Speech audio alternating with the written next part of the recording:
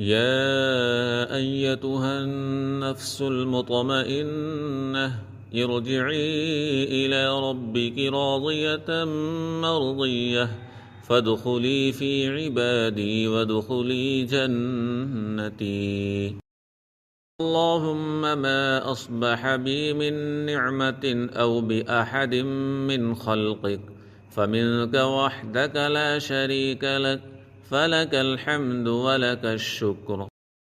اللهم إني أعوذ بك من زوال نعمتك وتحول عافيتك وفجاءة نقمتك وجميع سخطك.